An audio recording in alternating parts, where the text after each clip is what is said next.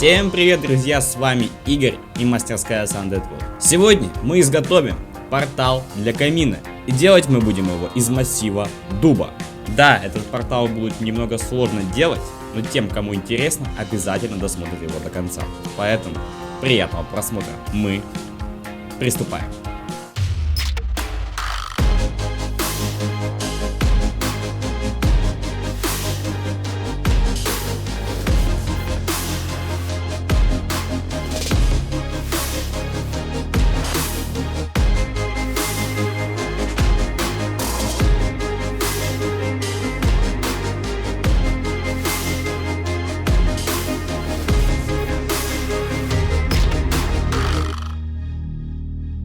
Для изготовления портала нам необходимы дубовые доски. Они уже обрезаны, не как сосновые, да, обычно, которые я еще потом срезаю, у них обзор и тому подобное. Мы их всего лишь-то нарежем напополам или даже под размер. Для начала нам нужно будет отрезать их чуть покороче, чтобы они не были длинными. Можно сразу уже почти под размер, с запасом оставляя примерно 2-3 сантиметра. Ну и после того, как мы нарезали уже заготовки, можно тогда выразиться, я вот так вот их разложил, показал вам, что здесь в принципе есть для изготовления. Да, понадобится очень много досок, то количество, сколько их нужно. Вообще в принципе, то есть больше нам уже не понадобится. Точный размер я говорить не буду, потому что их очень много, они все разные. Если вам будет интересно, я в принципе могу потом в будущих видео делать чертежи какие-то такие вот с размерами уже точно, если, конечно, вы захотите. Ну и после чего мы прогоняем все доски через рейсмус. После того, как мы отстрогали доски, их необходимо чуть-чуть подровнять. Фуганка у меня нету, рубанок это слишком долго, но в будущем я воспользуюсь им, это уже будет в следующем видео, немножко заспойлерил. А пока я просто срезаю здесь, даже это не обзор, а просто торец, чтобы чуть его подровнять вот таким вот немножко странным образом, но все равно доска выравнивается. Вот я вот в полном серьезе говорю, она реально выравнивается. Потому что эти доски не слишком кривые, у меня получилось это сделать, а потом, если эти доски будут уже покривее, их лучше, конечно, подровнять там рубанком или же фуганком в лучшем случае. Ну а дальше, если доски с одной стороны уже полностью ровные, можно уже и под размер нарезать, чтобы полностью были ровные доски. Их нужно еще раз прострогать через рейсмус, только уже торцы. С обеих сторон рекомендую это делать. Так поступаем с этими досками. Ну и после уже, как я говорил ранее, можно их уже наторцевать под размер.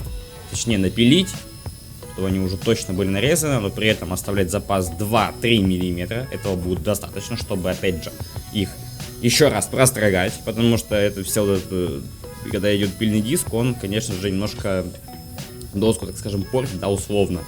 И лучше, конечно, их сначала отстрогать, потом уже шлифовать. Поэтому нужно оставлять, конечно же, запас. Также и продольно их нарезаем, потому что они слишком толстые, их нужно чуть уменьшить по чертежу. Ну и после этого необходимо склеить несколько щитов. Они послужат как раз таки столешницей, так скажем, да, и некоторыми элементами арки для камина. Склеиваем и стягиваем струбцинами.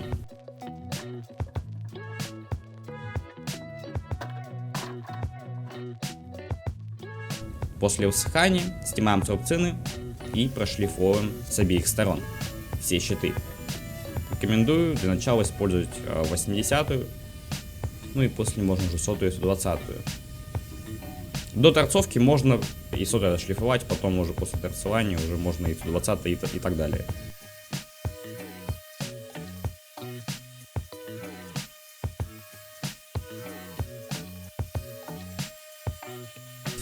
Ну и приступаем к торцеванию щитов.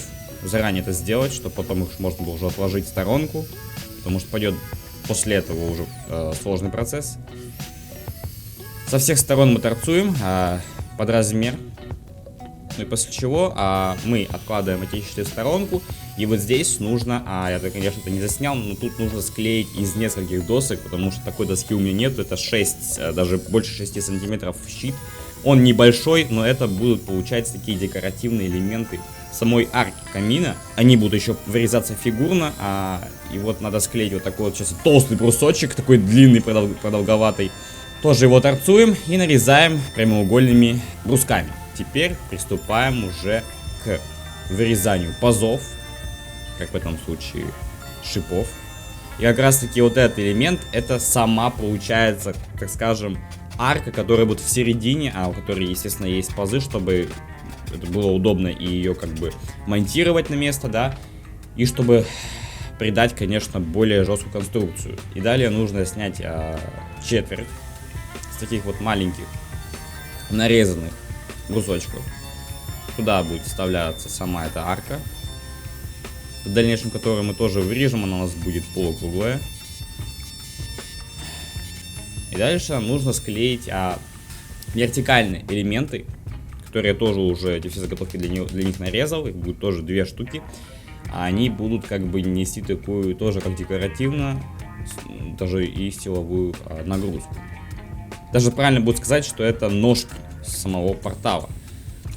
И как раз таки на эту доску мы наклеиваем вот такие вот фальш брусочки, помазываем клей с 2 сторон и стягиваем саморезами, предварительно засверлившись. Можно использовать струбцины, но это будет не очень, конечно, прочно, да.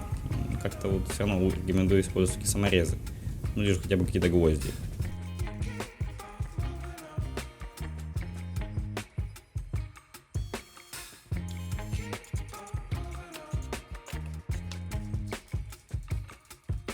После высыхания, либо же можно сразу прошлифовываем эти вот соединения, да, потому что там где-то вылез клей, излишки клея, их надо тоже шлифовать. Также с другой стороны и со второй тоже ножкой также поступаем. Здесь нужно быть аккуратным, потому что можно сошлифовать лишнюю, так скажем, толщину. Именно вот это вот, так скажем, уже паза, да, потому что он получится как паз. Хотя изначально я планировал сделать, планировал сделать все-таки четверть, но я сделал паз. По-своему, в общем. И теперь самое интересное, это нужно сейчас сделать шаблон для будущей арки камина. Точнее, как бы портала. Таким вот образом я прикладываю картонку, либо же можно фанеру, но рекомендую лучше картонку, потому что ее легче вырезать, а я буду резать ножом канцелярским. И таким вот пополам, получается, делим мы вот эту саму доску и отрезаем вот половина ровно, получается, не считая паза, картонку. И по ней мы ведем, и по доске мы ведем уже финишную линию. Также поступаем уже отзеркаленно. Тоже проводим линию. И у нас арка практически готова. Осталось ее вырезать лобзиком. Ну и уже подровнять фрезером. Дальше увидите, как это будет происходить. Здесь рекомендую все-таки оставлять запас. Именно под выравниванием, потому что лобзиком все не очень некрасиво получится. Ну, где-то даже 2-3 метра хватит. И здесь нужно использовать тоже шаблон. Я его сделал из фанеры, примерно 5-6. Тоже предварительно ее по шаблону тому же вырезал. Тоже отзеркаленно отчертил. И вырезал лобзиком, и там уже подшлифовал, естественно, вручную. Точнее, можно и вручную, можно и шлифмашинкой. Я это сделал шлифмашинкой. Ну и примерно 2-3 раза проводим, даже может быть одного хватит. Ну и после этого мы возвращаемся к декоративным элементам, а именно тем, которые нужно вырезать уже более такой сложной фигурой. Здесь я буду использовать ленточный пильный станок, который мне пился совсем недавно. Для начала мы также вырезаем шаблон лобзиком, тоже его выравниваем шлифмашинкой, либо же вручную.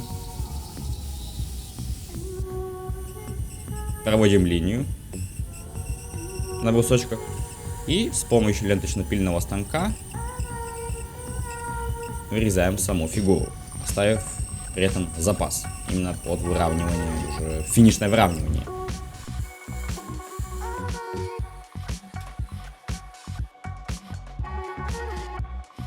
Далее уже выравниваем с помощью ленточной шлифмашинки. Да, я планировал это сделать с помощью такой же фрезы, но я потом вспомнил, что она не может на такую длину выравнивать, и мне пришлось, конечно же, выравнивать с помощью ленточной машинки.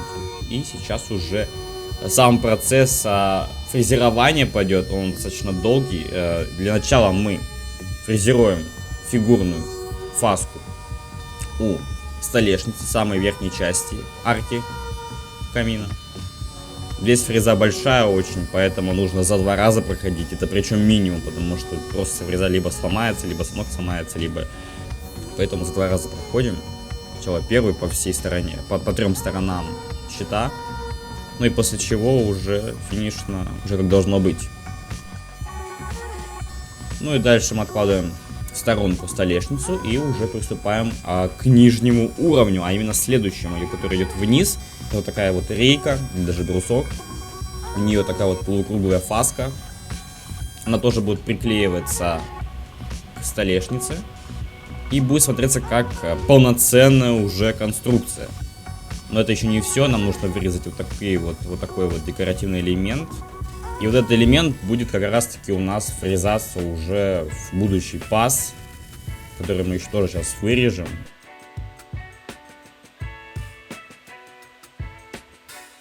Ну и дальше мы совсем ниже опускаемся. Это уже идет декоративный плинтус, или же просто плинтус для арки, который будет крепиться на ножки, которые мы клеили уже.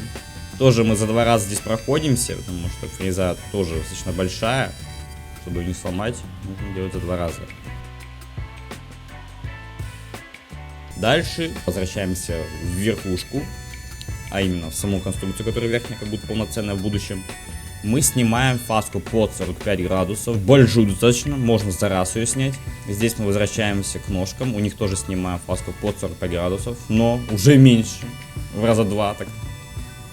С 2 сторон снимаю, но при этом здесь нужно оставлять место, тут не фрезеровать на месте, где будет плинтус в будущем. И мы снова возвращаемся в верхушку. И здесь нужно снять паз под ту самую, которую мы вырезали ранее, полоску полукруглую. И да, здесь есть уже пазы. Здесь тоже, кстати, я совсем забыл сказать, здесь есть вот такая вот четверть большая, это тоже под уже декоративные шашечки, так называемые, они будут еще потом в будущем делаться, поэтому не забудьте сделать такой паз. Я, конечно же, его не заснял, потому что это было пока физически невозможно на тот момент, и поэтому я это не заснял. Ну и финишно у нашей арки мы снимаем фаску под 45 градусов, также снимаем фаску у этих декоративных брусков. Ну и после того, как мы все отфрезеровали, наконец-то можно прошлифовать все эти декоративные элементы и ножки, и все это нужно прошлифовать, потому что они там где-то заусенцы, где-то какие-то неровности, все равно они есть, поэтому нужно обязательно избавляться. Ну а теперь мы переходим уже к этапу изготовления самих шашек, которые я говорил ранее.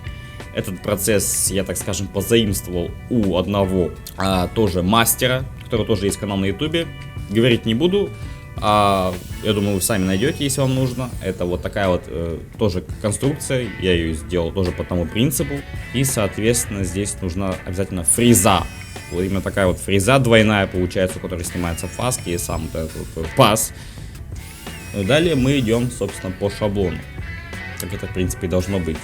Ну и последний штрих у нас полностью вот такая вот рейка с шашечками готова. Их тоже нужно сейчас будет отшлифовать, потому что они получились заусенчатые. Но перед этим нужно снять, но только уже одну сторону. И при этом, поделив саму фрезу тоже пополам, снять вот такую вот уже, можно сказать, фаску. Ну и после этого мы прошлифовываем финишно уже все изделия конструкции. Ну и наступает уже финишный процесс, а именно сборка и склейка карниза, который будет потом смотреться воедино. Под 45 градусов оторцовываем этот брусок. Ее нам нужно будет приклеить и соединить на гвозди. Пневматическим пистолетом тоже нужно все будет приклеить с обеих сторон. Здесь ничего сложного нету, но нужно оставить тоже вот тут запас, примерно полсантиметра, чтобы не запылиться было. Иначе будет уже некрасиво смотреться, как не должно быть. Поэтому все делать нужно красиво. Не нужно склеивать заранее. Нужно сначала посмотреть, как это будет выглядеть.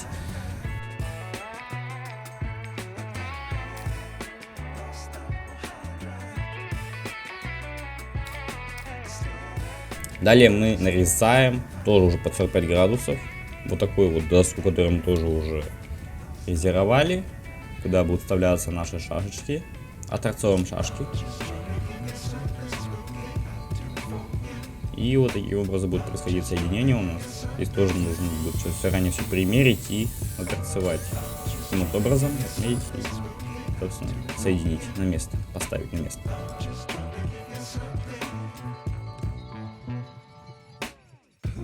Здесь то же самое делаем.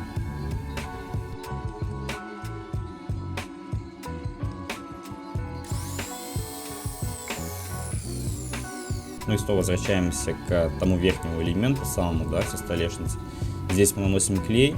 Также вот на эти полосочки мы наносим клей, вставляем их в пазы. И на них мы уже приклеим вот эти вот доски.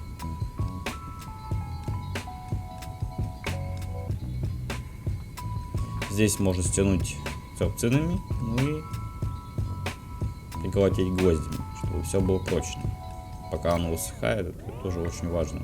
Ну и тут уже получается финишный элемент, а именно нижняя стенка этой конструкции верхней. Тоже приклеиваем полностью. Ну и тут можно без гвоздей стянуть струбцинами, подложив при этом обязательно доски, потому что иначе помнется у нас древесина. Ну и финишный элемент декоративный, именно шашки и вот эта вот полосочка декоративная, забыл ее название, извините уж, чуть-чуть пристукивая деталь. Тут можно еще немножко использовать струбцины, но не переборчить, чтобы у нас она не была кривой.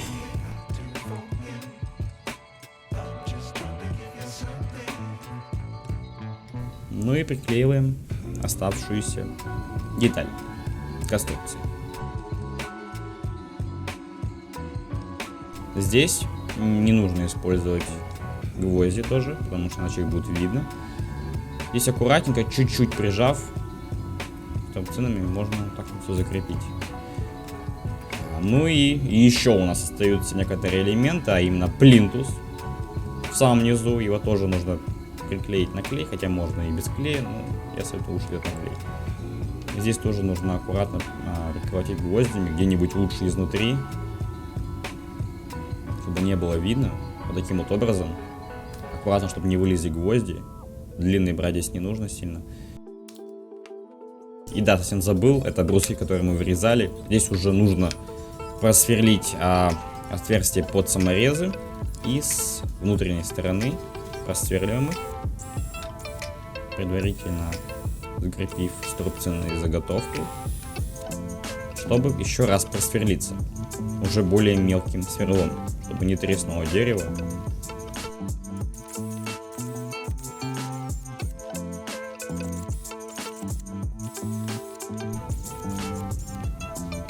И на клей мы соединяем детали.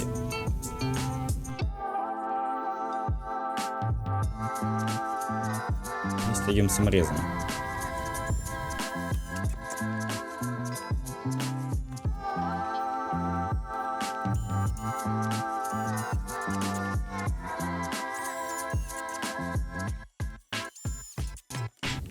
Излишки клея вытираем влажной тряпкой.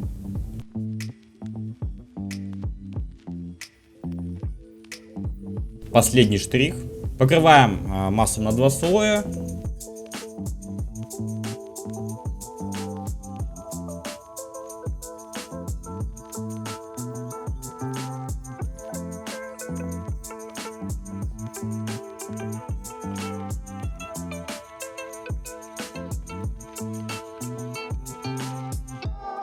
Также растирая масло тряпкой сухой. Тряпки обязательно выкидываем, не оставляем их. Выкидываем не в мусорное ведро. Ну и после высыхания портала, разобранного для камина, мы делаем приспособу для закрепления, собственно, каминной арки. Или же портал для камина, правильно будет. Вот таким образом у нас соединятся эти детали со стеной. И мы вот таким вот образом одеваем в пазы арку и закрепляем с помощью обычных тонких гвоздей пневматическим пистолетом сбоку, где не будет видно, где будет видно минимально. Не нужно слишком много забивать гвоздей, а вот здесь получается с самой невидной стороны, а именно сверху мы просверлим отверстие. Прикручиваем саморезами, чтобы полностью закрепить конструкцию, чтобы она была прочная, никуда не делась. И здесь, получается, тоже нужно сделать приспособы именно для верхней конструкции, потому что она тяжелая, здесь уже такие брусочки потолще. Закрепляем верхнюю часть. И здесь все-таки рекомендую засверлиться и прикрутить маленькие саморезы. Портал до камина полностью готов.